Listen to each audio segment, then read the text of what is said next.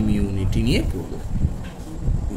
প্রথমে একটা কথা বলে দিই, যেহেতু আমরা ইমিউনিটির নোটটা সবটা দিয়ে দিয়েছি, তাই ইমিউনিটিটা আমি আর থরলি পড়াবো না, কারণ আমরা রিভিশনে চলে যাবে। এবার রিভিশনটার উপর আমরা একটু বেশি এবার চাপ দেবো। তো আমরা ইমিউনিটিটা ব্যাপারটাকে হালকা করে বুঝিয়ে দেবো, দিয়ে তোরা যে নোটটা পাঠিয়েছি নোটটা রেডি করার চেষ্টা করবে।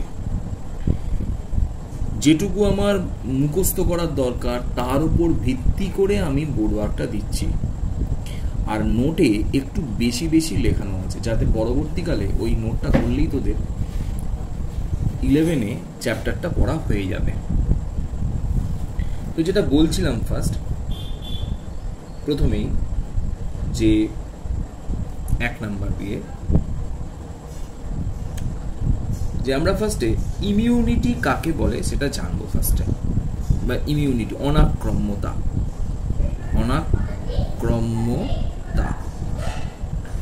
অনাক্রম্যতা কাকে বলে না? অনাক্রম্যতা হলো একটি নির্দিষ্ট ব্যবস্থা বা একটা শারীরবৃত্তীয় প্রক্রিয়া।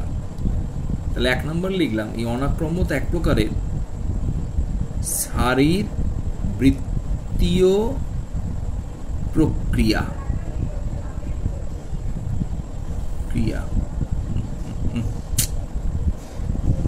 শারীরবৃত্তীয় প্রক্রিয়া এর মাধ্যমে, তাহলে 2 নম্বর পয়েন্টসে কি লিখবো না, এর মাধ্যমে দেহে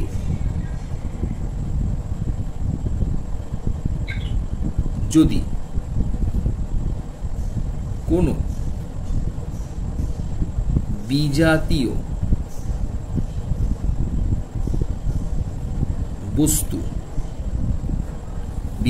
বস্তু, সেই বস্তুটা হতে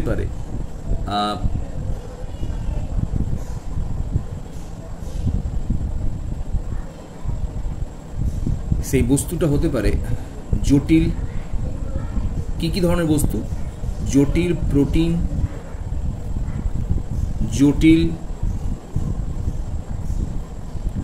জটিল কার্বোহাইড্রেট, লিপিড ইত্যাদি। এই সমস্ত বিজাতীয় যে বস্তুগুলো আমাদের দেহের মধ্যে প্রবেশ করে, সেই সমস্ত বস্তুগুলোকে আমরা স্পেশালি কি বলে থাকি অ্যান্টিজেন, বা এর অপর একটা নাম আছে অ্যালার্জেন।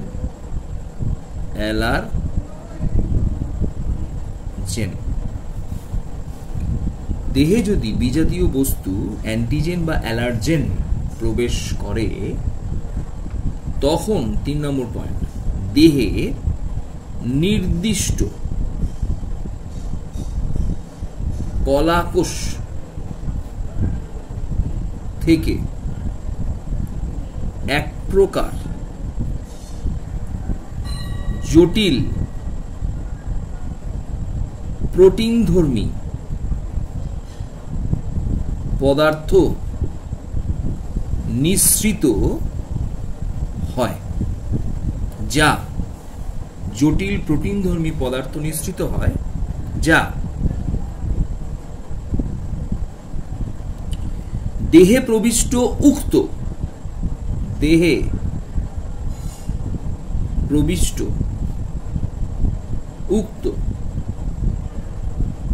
ক্ষতিকারক পদার্থকে, দেহে প্রবিষ্ট উক্ত ক্ষতিকারক পদার্থকে শুধু প্রশমিত করে বা বিপাকীয় ক্রিয়ায় নষ্ট করে।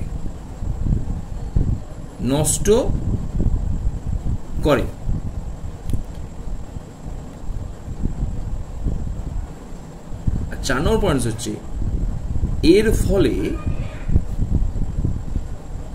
দেহের কোনরূপ ক্ষতি হয় না। এই ধরনের প্রক্রিয়াকেই আমরা বলবো অনাক্রম্যতা। তাহলে অনাক্রম্যতা ব্যাপারটা কি বললাম না, অনাক্রম্যতা এক প্রকার শারীরবৃত্তীয় প্রক্রিয়া। এই ব্যাপারটাকে ভালো করে যদি আমরা বুঝে নিই, তাহলে কিন্তু আমাদের গোটা চ্যাপ্টারটার একটা জিস্ট। তাহলে অনাক্রম্যতা বলতে কি বুঝলাম না, অনাক্রম্যতা এক প্রকার শারীরবৃত্তীয় প্রক্রিয়া, যে প্রক্রিয়ায় দেহে প্রবিষ্ট বিভিন্ন ক্ষতিকারক পদার্থ, এই ক্ষতিকারক পদার্থগুলো কি হতে পারে? জটিল প্রোটিন হতে পারে, জটিল কার্বোহাইড্রেট হতে পারে এবং লিপিড হতে পারে। এই সমস্ত প্রবিষ্ট পদার্থগুলিকে অ্যান্টিজেন বা অ্যালার্জেন বলা হয়। এই সমস্ত পদার্থগুলো দেহের মধ্যে প্রবেশ করলে আমাদের নির্দিষ্ট কলাকোষ থেকে এক ধরনের জটিল প্রোটিনধর্মী পদার্থ নিঃসৃত হয়। তার মানে যারা আমাদের দেহে প্রবেশ করলো তারা কিন্তু চোর বা ডাকাত। ঠিক একইভাবে ওই চোর ডাকাতকে প্রশমিত করার জন্য যেমন আমাদের দেশে পুলিশ আছে, সিআইডি আছে, ইত্যাদি প্রতিরক্ষা সিস্টেম যেটা বলা হয়, সেই প্রতিরক্ষার জন্য আমাদের দেহের কিছু কোষ আছে, সেই কোষ থেকে কিছু প্রোটিনধর্মী, অনলি প্রোটিনধর্মী, দেখেছিস কথাটা কি লিখেছি, প্রোটিনধর্মী পদার্থ নিঃসৃত হয়, যা ওই পদার্থগুলোকে, ক্ষতিকারক পদার্থগুলোকে বিক্রিয়া করে প্রশমিত করে বা বিপাক ক্রিয়ায় তাদের নষ্ট করে ফেলে। কিন্তু এই ঘটনা ঘটানোর জন্য দেহের কোনো ক্ষতি না হয়, এই যে ব্যাপারটা, এই যে গোটা ঘটনাটাকে আমরা বলবো অনাক্রম্যতা। এই অনাক্রম্যতা যে তন্ত্রের মাধ্যমে ঘটে তাকেই বলা হয় ইমিউন সিস্টেম বা অনাক্রম্য তন্ত্র। তাকে কি বলা হয়? অনাক্রম্য তন্ত্র। ঠিক আছে, এইভাবে তাহলে এই যে তন্ত্রের মাধ্যমে এই অনাক্রম্যতাটা সাধিত হলো তাকে বলা হলো অনাক্রম্য তন্ত্র। তাহলে আমরা এই অনাক্রম্যতা ব্যাপারটা পড়তে গিয়ে দুটো জায়গা পেলাম, একটা 2 নম্বর পয়েন্টস, একটা 3 নম্বর পয়েন্টস। এই 2 নম্বর পয়েন্টসটাকে আমরা একটু এমফাসিস করছি। এই গোটা ব্যাপারটাই আমার কিন্তু পড়ানো সারা। তার মানে এই 2 নম্বর পয়েন্টসে কার কথা বলা হয়েছে? চোরের কথা বলা হয়েছে, যে চোরটার কথা বলা হয়েছে সেই চোরকেই বলা হয় অ্যান্টিজেন। সেই চোরকেই বলা হবে অ্যান্টিজেন।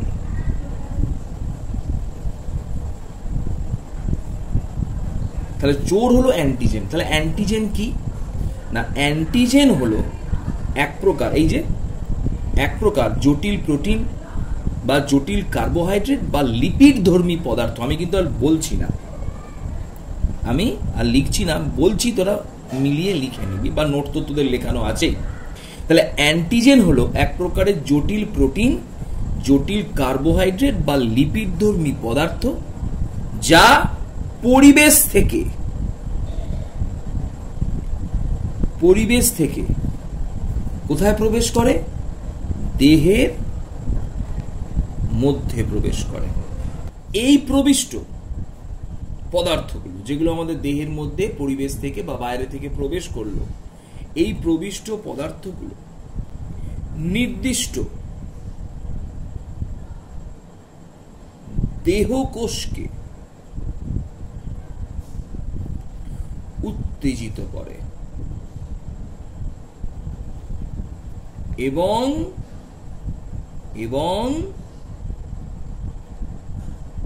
অ্যান্টিবডির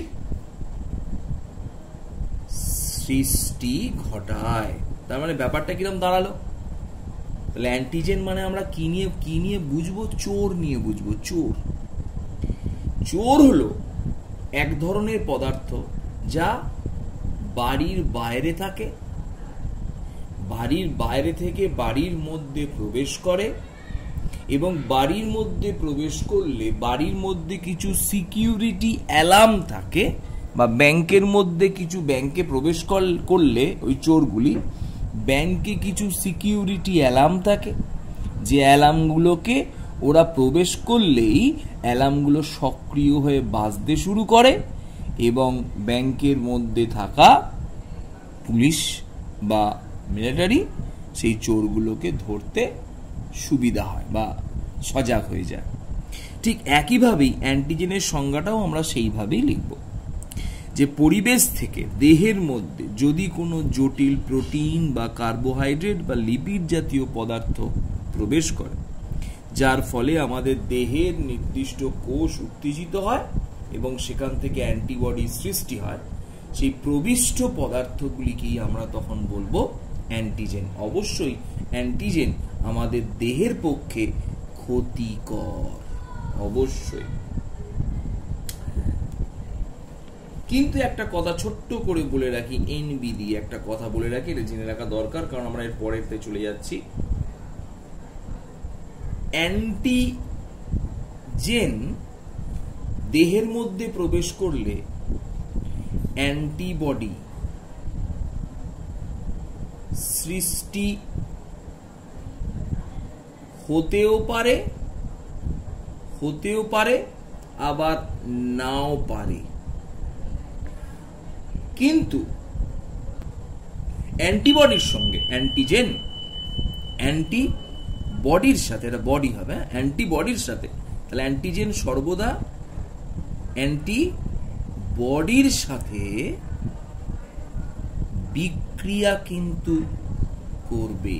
তার মানে যদি কোনো কারণে কোনো অ্যান্টিজেন ওই অ্যালার্মকে উদ্দীপিত নাও করে, যদি ব্যাংকের লোকেরা, মানে ব্যাংকের যে মিলিটারি বা পুলিশ বা যে গার্ড থাকে, সে যদি বুঝতে পারে চোর ঢুকেছে, অ্যান্টিজেন ঢুকেছে, তারা যদি অ্যান্টিজেনের দিকে গুলি ছোড়ে, অ্যান্টিজেনও কিন্তু তাদের দিকে গুলি ছুড়বে, মানে বিক্রিয়া শুরু করবে। তার মানে অ্যান্টিজেন কোনো কোনো ক্ষেত্রে কিন্তু অ্যান্টিবডি সৃষ্টি করতে নাও পারে, কিন্তু অ্যান্টিবডি থাকলে তার সঙ্গে অ্যান্টিজেন বিক্রিয়া করবেই। ক্লিয়ার হলো জিনিসটা? ডাউট আছে? আমি এরপরে চলে আসছি ইমিউনোজেন। ইমিউনোজেন, আমরা চলে এলাম ইমিউনোজেনে। তাহলে ইমিউনোজেন কি? ইমিউনোজেন এক বিশেষ প্রকার অ্যান্টিজেন, যা দেহে প্রবেশ করলে অ্যান্টিবডির সৃষ্টিও হবে এবং তার সাথে মানে কার সাথে? ইমিউনোজেন অ্যান্টিবডির সাথে, এবং তার সাথে বিক্রিয়াও করবে। তাহলে ব্যাপারটা কি বোঝা গেল? অ্যান্টিজেন অ্যান্টিবডি সৃষ্টি করতেও পারে, নাও পারে, কিন্তু অ্যান্টিজেন অ্যান্টিবডির সঙ্গে বিক্রিয়া করবে। কিন্তু ইমিউনোজেন এক প্রকার বিশেষ ধরনের অ্যান্টিজেন, যা দেহে প্রবেশ করলে অ্যান্টিবডি সৃষ্টি তো করবেই, 1 নম্বর পয়েন্টসও ক্লিয়ার করবে এবং 2 নম্বর পয়েন্টসও ক্লিয়ার করবে, অর্থাৎ তার সঙ্গে বিক্রিয়াও করবে। কিন্তু অ্যান্টিজেন 1 নম্বর পয়েন্টটিকে মানতেও পারে, নাও পারে, অর্থাৎ অ্যান্টিবডি সৃষ্টি করতেও পারে আবার নাও পারে, কিন্তু অ্যান্টিবডি 2 নম্বর পয়েন্ট সঙ্গে বিক্রিয়া করবেই। তাহলে এখান থেকে একটা ছোট্ট প্রশ্ন তোদের আমি দিতে পারি। তাহলে এখান থেকে তুমি একটা প্রশ্ন কিউ রইল, তাহলে প্রমাণ করো বা ব্যাখ্যা করো সব ইমিউনোজেন অ্যান্টিজেন, কিন্তু সব অ্যান্টিজেন ইমিউনোজেন নয়। এটা ব্যাখ্যা করতে হবে। ক্লিয়ার? তাহলে তোরা ব্যাখ্যাটা করিস, নোটেও আছে। আর একটা নতুন টার্মস আমি শিখিয়ে রাখছি, হ্যাপটেন। এটা জানা একটু দরকার ছিল, যদিও এটা এক্সট্রা।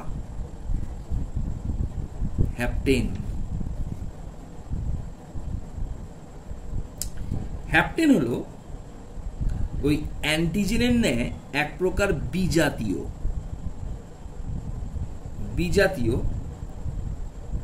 রাসায়নিক পদার্থ। এর অস্তিত্ব কোথায়? দেহের বাইরে। হ্যাপটেন হলো এক প্রকার বিজাতীয় রাসায়নিক পদার্থ, যা, এটা একটু নতুন টাইপ, যা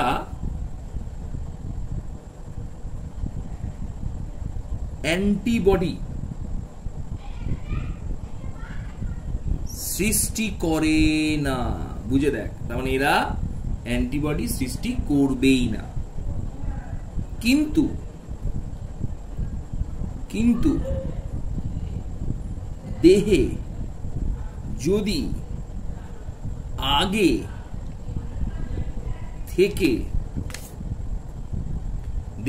আগে থেকে অ্যান্টিবডি উৎপন্ন হয়ে থাকে, তার সাথে বিক্রিয়া করবে। এটাকে বলা হলো হ্যাপটেন। ঠিক আছে, তাহলে দেহে যদি আগে থেকে অ্যান্টিবডি উৎপন্ন হয়ে থাকে তার সাথে বিক্রিয়া করবে। উদাহরণ, এক্সাম্পলে চলে যাচ্ছি। এক্সাম্পল হলো 5-হাইড্রক্সিট্রিপ্টামাইন। 5-হাইড্রক্সিট্রিপ্টামাইন। তো যেটা বলছি ফার্স্টে আমরা, তাহলে অনাক্রম্য তন্ত্র কাকে বলে আগেই বলেছিলাম। এই অনাক্রম্য তন্ত্র কতকগুলি কোষ দ্বারা গঠিত। যে কোষগুলোর নামগুলো আমরা নোটে পাঠিয়েছি, ভিডিওটাকে ছোট করার জন্য আমরা এখান থেকে বলে দিচ্ছি একবার। প্রথমে আছে লিম্ফোসাইট, তারপর আছে কিলার কোষ, তারপরে আছে মোনোনিউক্লিয়ার ফ্যাগোসাইট, তারপরে আছে গ্যানুলার কোষ, গ্যানুলার নিউক্লিওসাইট, তারপর আছে মাস্ট কোষ, তারপর আছে ডেনড্রাইটিক কোষ। এই লিম্ফোসাইট কোষগুলোকে আবার দুভাগে ভাগ করা হয়েছে, একটা টি লিম্ফোসাইট, একটা বি লিম্ফোসাইট। টি লিম্ফোসাইট শব্দটি এসেছে টিস্যু লিম্ফোসাইট থেকে, এবং বি লিম্ফোসাইটটি এসেছে blood lymphocyte for B lymphocyte থেকে। এই টি লিম্ফোসাইট আবার 4 রকমের হতে পারে। সাব প্রেশার, এটা সাব নয়, এটা সাব বটা হবে না, ঠিক আছে, ওই জন্যই এটা এইভাবে বলে দিচ্ছি। এটাকে বলা হয় সাব প্রেশার টি কোষ। এই টিটা বাংলায় নয় কিন্তু, হ্যাঁ, আর এটা ক দন্তস্ব নয় কিন্তু, এটা হবে সাব প্রেশার, এটা হবে টি কোষ, কয়কা তালবস্য কোষ, সাব প্রেশার টি কোষ। তারপর হবে সাইটোটক্সিক টি কোষ, কয়কা তালবস্য, টিটাকে ইংরাজিতে লিখবো টি কোষ। মেমরি টি কোষ, টিটাকে ইংরাজিতে লেখা হবে টি কোষ, মেমরি টি কোষ। আর লাস্ট 4 নম্বরে এলাম হেল্পার টি কোষ, টিটাকে কিন্তু ইংরাজিতে লেখা হবে হেল্পার টি কোষ, কয়কা তালবস্য, হেল্পার টি কোষ। টি কোষগুলো ভুল করে লিখেছে, এভাবে লিখতে হবে। কিভাবে লিখতে হবে কিন্তু বলে দিলাম, ঠিক আছে। এবার এই ব্লাড লিম্ফোসাইট বা বি লিম্ফোসাইট 2 প্রকারের। বি লিম্ফোসাইট এগুলো কিন্তু এর ভাগ, তাহলে বি লিম্ফোসাইট 2 প্রকারের, একটা হচ্ছে প্লাজমা কোষ আর একটা হচ্ছে মেমরি কোষ।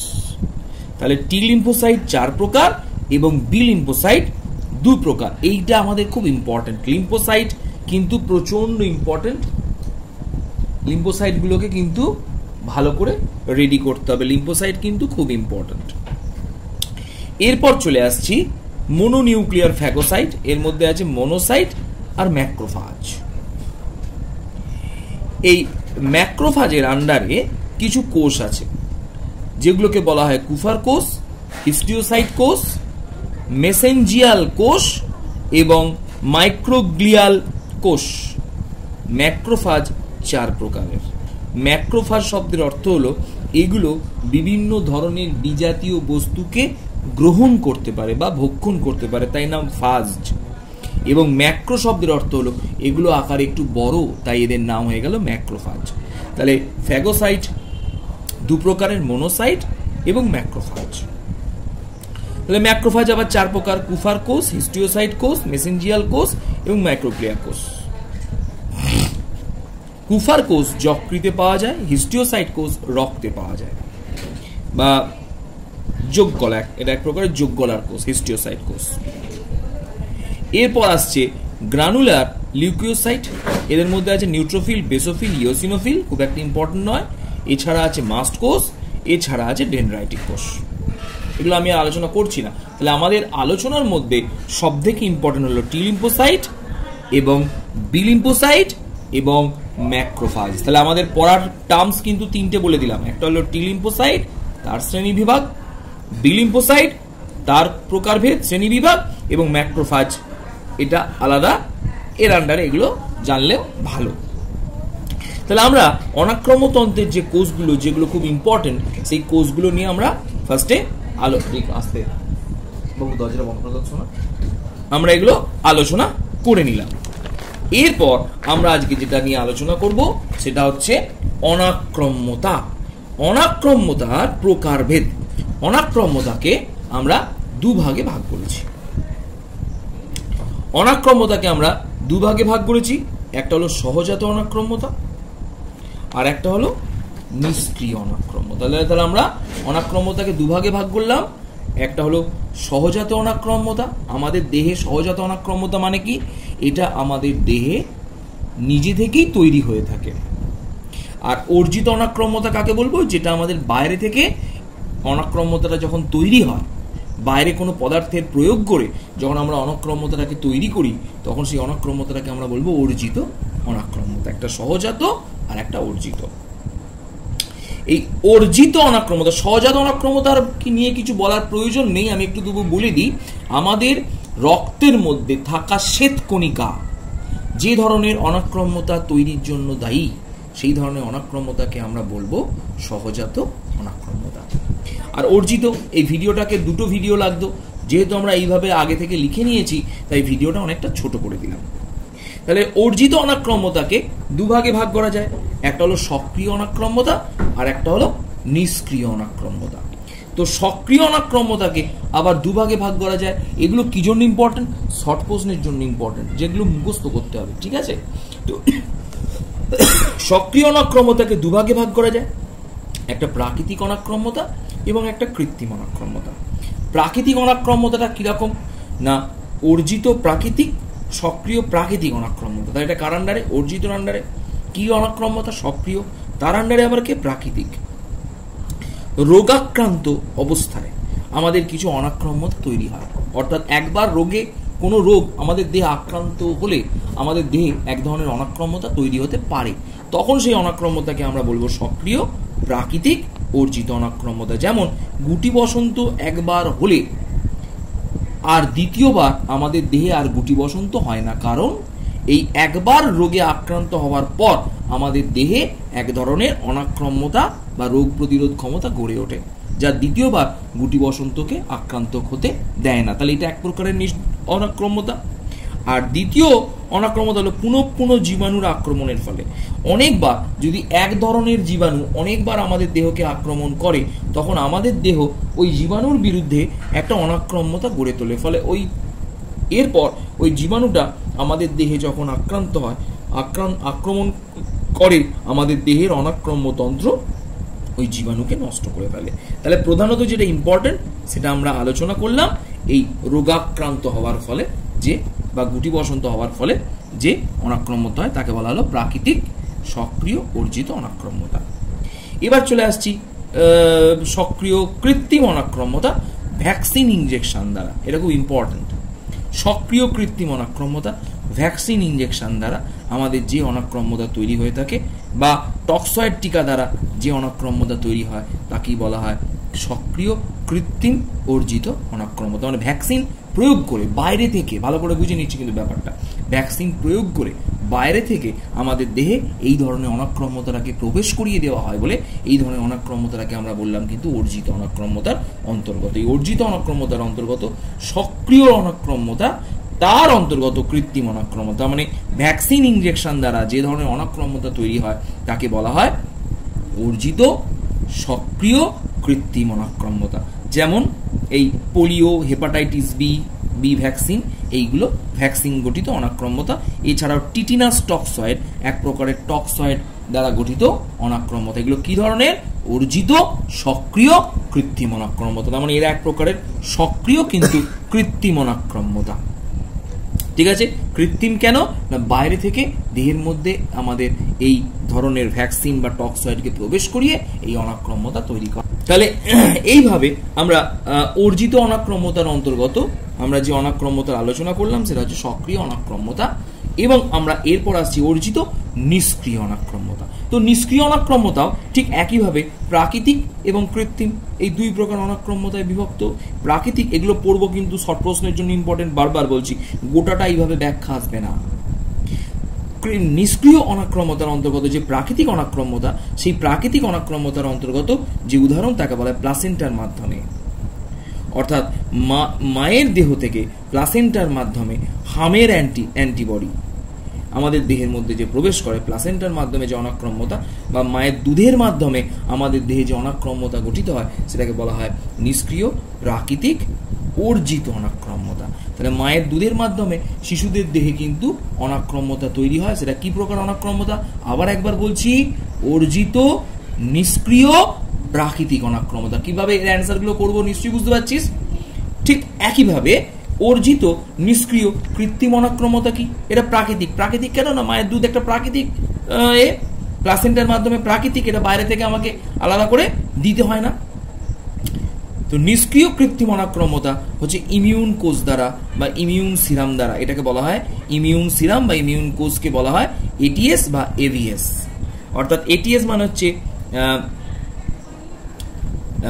টিটিনাস সিরাম, আর এভিএস মানে হচ্ছে অ্যান্টিভেনাম সিরাম। এটা হচ্ছে anti tetanus serum. ATS anti tetanus serum এবং এভিএস অ্যান্টি ভেনাম সিরাম, এই দুটোই এক প্রকারের কি ধরনের অনাক্রম্যতা? আবার আসছি, অর্জিত নিষ্ক্রিয় কৃত্রিম অনাক্রম্যতা। তার মানে এটিএস এবং এভিএস দ্বারা যে ধরনের অনাক্রম্যতা গঠিত হয় সেই ধরনের অনাক্রম্যতা হলো অর্জিত নিষ্ক্রিয় এবং কৃত্রিম অনাক্রম্যতার অন্তর্গত। এরকম ভাবে পরীক্ষায় কিন্তু প্রশ্ন আসতে পারে, ভ্যাকসিনের মাধ্যমে কোন ধরনের অনাক্রম্যতা তৈরি হয় এবং এটিএস বা এভিএস এর মাধ্যমে কোন ধরনের অনাক্রম্যতা তৈরি হয়, তখন আমাকে কিন্তু ব্যাখ্যাটা ওইভাবে করতে হবে। ঠিক আছে, তাহলে আমরা অনাক্রম্যতার প্রকারভেদগুলোকে বুঝে গেলাম। ঠিক আছে, তাহলে এরপর আমরা যেটা চলে আসবো আজকে যে অ্যান্টিজেন এর উপর ভিত্তি করে একটুখানি আমি বলে দিই যে অ্যান্টিজেন ক প্রকার এবং কি কি, অ্যান্টিজেন ক প্রকার এবং কি কি সেটা নিয়ে আমি একটুখানি আলোচনা করে দিই। প্রথমেই চলে আসছি আজকের যে 4 নম্বর ভিডিওতে, সেটা হচ্ছে ওপেনটাতে। তো প্রথমেই আমরা যেটা চলে আসছি, প্রথমে হচ্ছে অ্যান্টিজেনের বৈশিষ্ট্য। অ্যান্টিজেন কাকে বলে আমরা তো আগে জেনেই গেছি যে অ্যান্টিজেন কাকে বলা হয়। আমরা একদম বৈশিষ্ট্য থেকে আলোচনায় চলে এলাম। ফার্স্টেই অ্যান্টিজেনের বৈশিষ্ট্য। আমরা ফার্স্টে অ্যান্টিজেনের বৈশিষ্ট্যে চলে এলাম। অ্যান্টিজেনের 3 প্রকারের বৈশিষ্ট্য আছে। সেটা হচ্ছে এক নম্বর হচ্ছে ইমিউনোজেনিসিটি।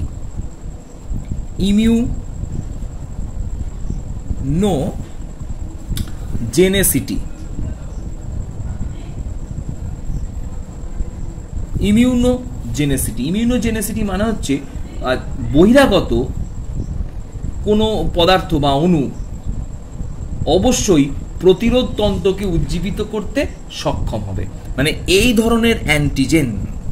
তার মানে অ্যান্টিজেনের ফার্স্ট বৈশিষ্ট্য হচ্ছে ইমিউনোজেনিসিটি, মানে হচ্ছে যে এটা আমরা আগেও আলোচনা করেছিলাম, তবু আবার একবার বলছি যে অ্যান্টিজেনের ইমিউনোজেনিসিটি ধর্মটা হচ্ছে এই ধরনের অ্যান্টিজেন বা বহিরাগত কোনো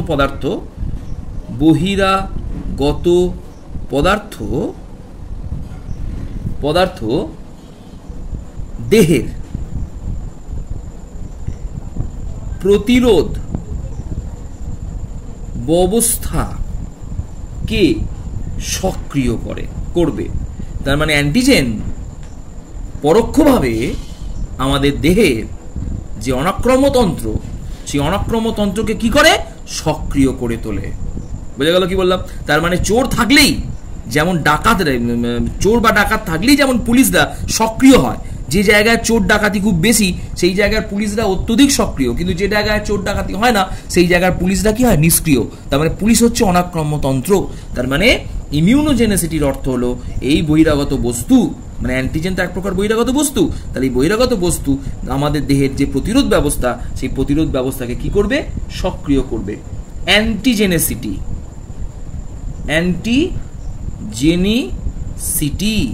অ্যান্টিজেনেসিটি মানে হচ্ছে বহিরাগত বস্তু অনাক্রম্যতন্ত্র থেকে সৃষ্ট অ্যান্টিবডির সাথে বিক্রিয়া করবে। অ্যান্টিজেনেসিটি মানে হচ্ছে এই যে বহিরাগত বস্তু মানে অ্যান্টিজেন এই অনাক্রম্যতন্ত্রকে যে সক্রিয় করলো, এই সক্রিয় অনাক্রম্যতন্ত্র থেকে নিঃসৃত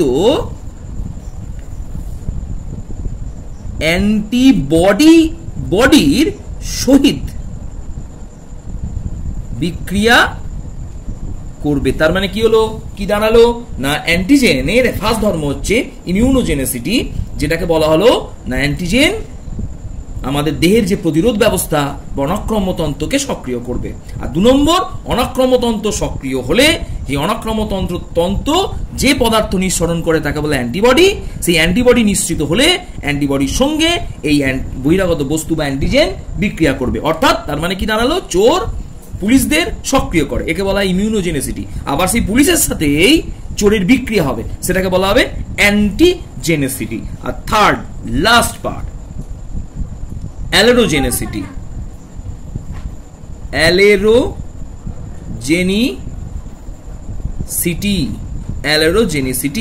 অ্যালেরোজেনেসিটি এর অর্থ হলো অ্যান্টিজেন অবশ্যই অ্যালার্জি প্রতিক্রিয়া সৃষ্টিতে সক্ষম হবে। তার মানে অ্যান্টিজেন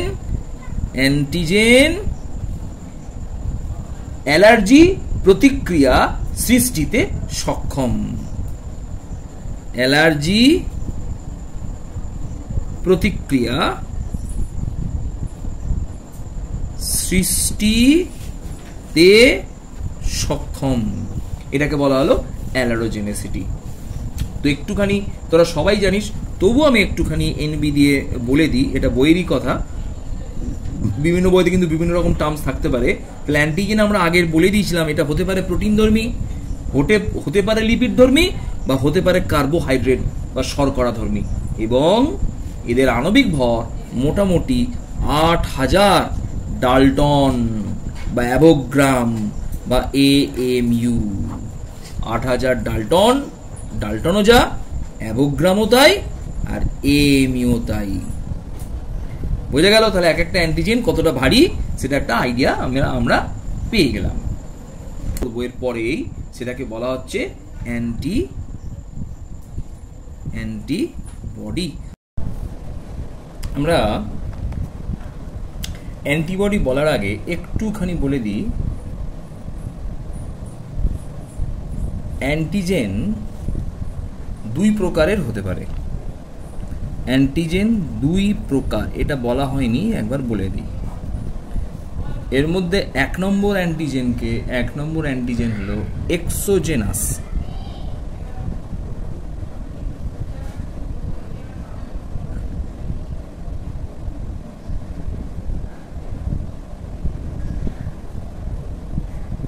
এক্সোজেনাস অ্যান্টিজেন কি কাকে বলে না, যে সমস্ত অ্যান্টিজেন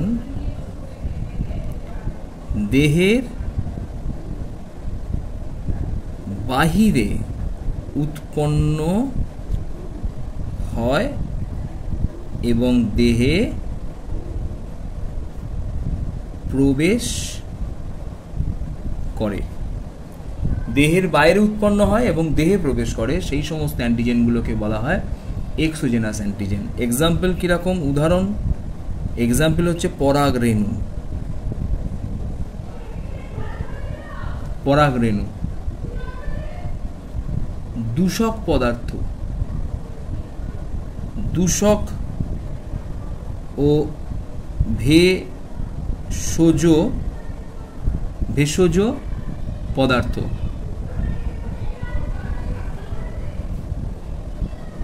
এছাড়াও রোগ সৃষ্টিকারী জীবাণু, এরা যেহেতু দেহের বাইরে উৎপন্ন হয় এবং দেহের মধ্যে প্রবেশ করে, তাই এদের এক্সোজেনাস অ্যান্টিজেন বলে। এছাড়াও আছে এন্ডোজেনাস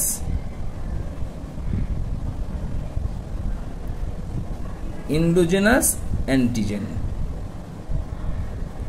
এন্ডোজেনাস অ্যান্টিজেন কাকে বলে না, যে সমস্ত অ্যান্টিজেন দেহের মধ্যেই উৎপন্ন হয় বা দেহের ভেতরেই উৎপন্ন হয়। কোথায় উৎপন্ন হয়? দেহের মধ্যে উৎপন্ন হয়। সেই সমস্ত অ্যান্টিজেনকে আমরা বলবো এন্ডোজেনাস অ্যান্টিজেন। যেমন বিভিন্ন স্তন্যপায়ী প্রাণী, লোহিত কণিকা, বিশেষ করে স্তন্যপায়ী প্রাণী বলতে ইঁদুর, বেড়াল, ঘোড়া ইত্যাদি স্তন্যপায়ী যে প্রাণী আছে, সেই সমস্ত প্রাণীর দেহে অবস্থিত আরবিসিতে এক প্রকার অ্যান্টিজেন থাকে যার নাম হলো ফর্সম্যান অ্যান্টিজেন। FORSMAN,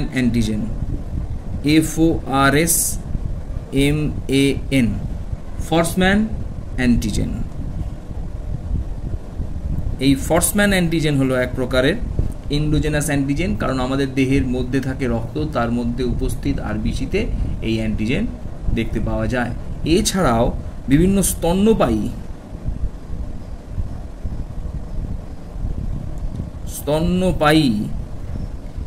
প্রাণীর, এটা 1 নম্বর উদাহরণ দিলাম, এটা 2, হৃৎপিণ্ডে, স্তন্যপায়ী প্রাণীর হৃৎপিণ্ডে থাকা কার্ডিওলিপিন,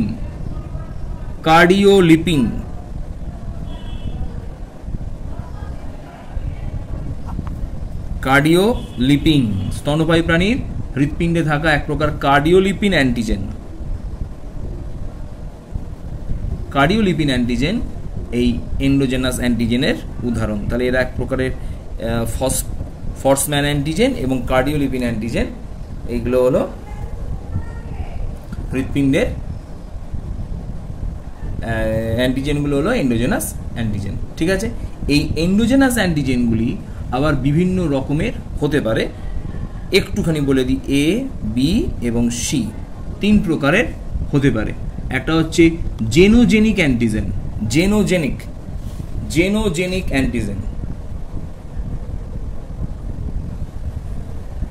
অ্যান্টিজেনটা লিখছি না, জেনোজেনিক অ্যান্টিজেন। এছাড়াও অটোলগাস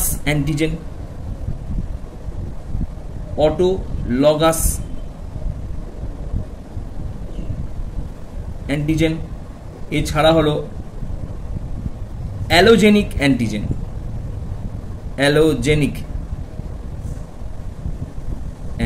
এই 3 প্রকারের অ্যান্টিজেন হয়ে থাকে।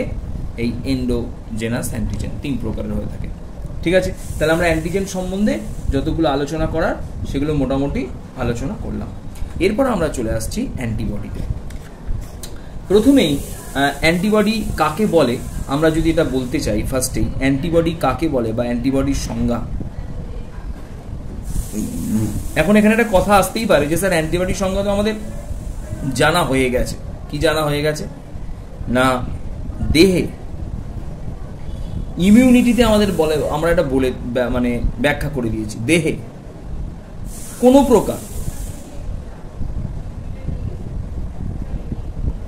প্রকার বিজাতীয় বস্তু বা অ্যান্টিজেন প্রবেশ করলে, দেহে কোনো প্রকার বিজাতীয় বস্তু বা অ্যান্টিজেন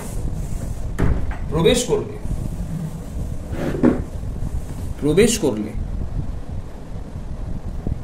দেহের নির্দিষ্ট তন্ত্রের কোষ থেকে, এটা সাধারণত লিম্ফোসাইট কোষ, কি কোষ? শ্বেতকণিকার WBCর অন্তর্গত লিম্ফোসাইট কোষ। দেহের নির্দিষ্ট তন্ত্রের কোষ থেকে, তাহলে ব্র্যাকেটে লিখলাম লিম্ফোসাইট কোষ থেকে এক প্রকার জটিল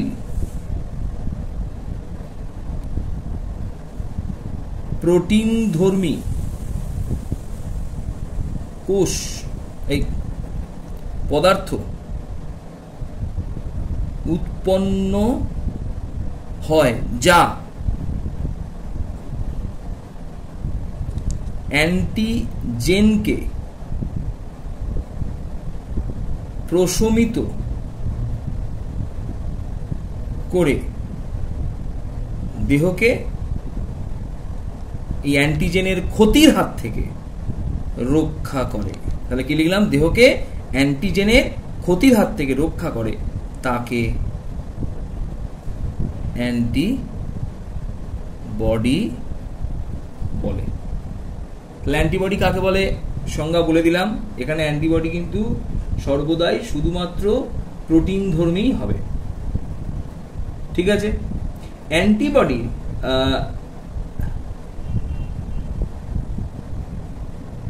আবির্ভাব ঘটে যা নিশ্চিত অধিবিষকে, এটাকে অ্যান্টিবডিকে অনেক সময় প্রতিবিষ বলা হয়।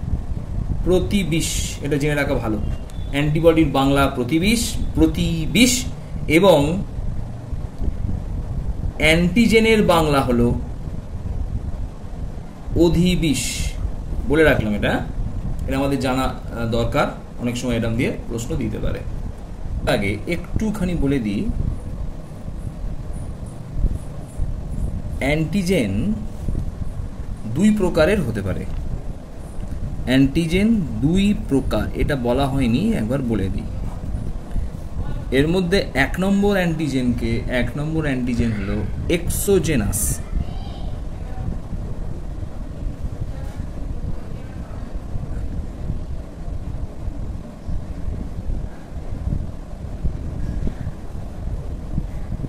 এক্সোজেনাস অ্যান্টিজেন কি কাকে বলে না, যে সমস্ত অ্যান্টিজেন দেহের বাহিরে উৎপন্ন হয় এবং দেহে প্রবেশ করে। দেহের বাইরে উৎপন্ন হয় এবং দেহে প্রবেশ করে, সেই সমস্ত অ্যান্টিজেনগুলোকে বলা হয় এক্সোজেনাস অ্যান্টিজেন। এক্সাম্পল কিরকম? উদাহরণ, এক্সাম্পল হচ্ছে পরাগরেণু। দূষক পদার্থ, দূষক ও ভেষজ পদার্থ।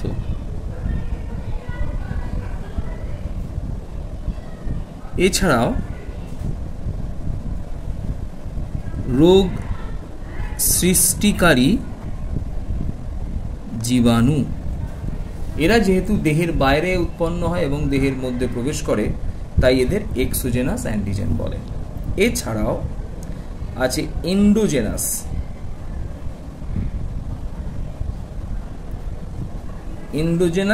অ্যান্টিজেন।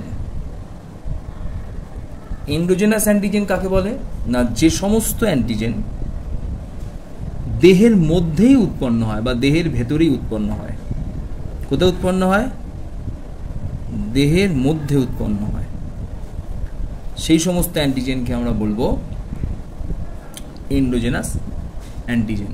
যেমন বিভিন্ন স্তন্যপায়ী প্রাণী, লোহিত কণিকা, বিশেষ করে স্তন্যপায়ী প্রাণী বলতে ইঁদুর, বেড়াল, ঘোড়া ইত্যাদি স্তন্যপায়ী যে প্রাণী আছে, সেই সমস্ত প্রাণীর দেহে অবস্থিত আরবিসিতে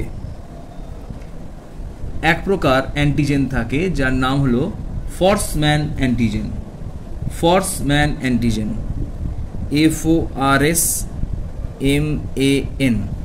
ফর্সম্যান অ্যান্টিজেন। এই ফর্সম্যান অ্যান্টিজেন হলো এক প্রকারের এন্ডোজেনাস অ্যান্টিজেন, কারণ আমাদের দেহের মধ্যে থাকে রক্ত, তার মধ্যে উপস্থিত আরবিসিতে এই অ্যান্টিজেন দেখতে পাওয়া যায়। এছাড়াও বিভিন্ন স্তন্যপায়ী স্তন্যপায়ী প্রাণীর, এটা 1 নম্বর উদাহরণ দিলাম, এটা 2, হৃৎপিণ্ডে, স্তন্যপায়ী প্রাণীর হৃৎপিণ্ডে থাকা কার্ডিওলিপিন, কার্ডিওলিপিন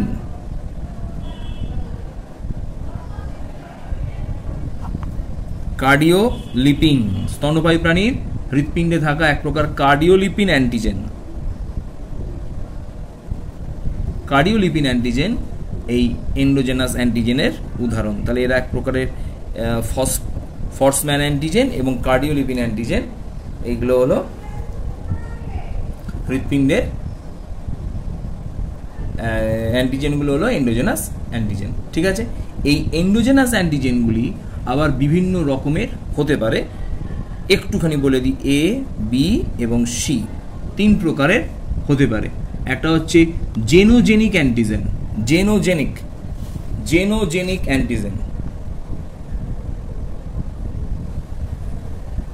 অ্যান্টিজেনটা লিখছি না, জেনোজেনিক অ্যান্টিজেন। এছাড়াও অটোলগাস অ্যান্টিজেন, অটোলগাস অ্যান্টিজেন। এছাড়া হলো অ্যালোজেনিক অ্যান্টিজেন, অ্যালোজেনিক অ্যান্টিজেন। এই 3 প্রকারের অ্যান্টিজেন হয়ে থাকে, এই এন্ডোজেনাস অ্যান্টিজেন 3 প্রকারের হয়ে থাকে। ঠিক আছে, তাহলে আমরা অ্যান্টিজেন সম্বন্ধে যতগুলো আলোচনা করার সেগুলো মোটামুটি আলোচনা করলাম। এরপর আমরা চলে আসছি অ্যান্টিবডিতে। প্রথমেই অ্যান্টিবডি কাকে বলে আমরা যদি এটা বলতে চাই, ফার্স্টেই অ্যান্টিবডি কাকে বলে বা অ্যান্টিবডির সংজ্ঞা। এখন এখানে একটা কথা আসতেই পারে যে স্যার অ্যান্টিবডি সংজ্ঞা তো আমাদের জানা হয়ে গেছে। কি জানা হয়ে গেছে না, দেহে ইমিউনিটিতে আমাদের বলে, আমরা এটা বলে মানে ব্যাখ্যা করে দিয়েছি, দেহে কোনো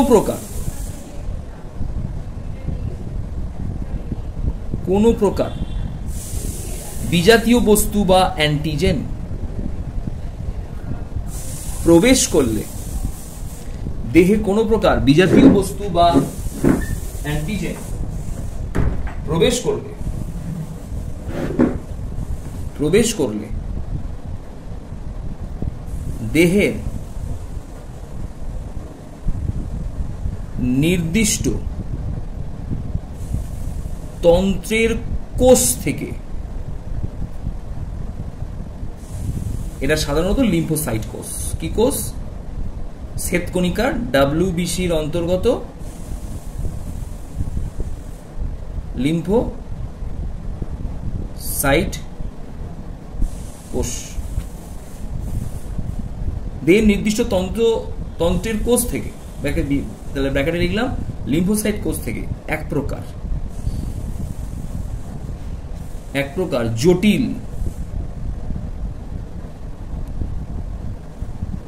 প্রোটিনধর্মী কোষ, এই পদার্থ উৎপন্ন হয় যা অ্যান্টিজেনকে প্রশমিত করে দেহকে এই অ্যান্টিজেনের ক্ষতির হাত থেকে রক্ষা করে। তাহলে কি লিখলাম, দেহকে অ্যান্টিজেনের ক্ষতির হাত থেকে রক্ষা করে, তাকে অ্যান্টিবডি বলে। তাহলে অ্যান্টিবডি কাকে বলে সংজ্ঞা বলে দিলাম। এখানে অ্যান্টিবডি কিন্তু সর্বদাই শুধুমাত্র প্রোটিন ধর্মী হবে। ঠিক আছে, অ্যান্টিবডি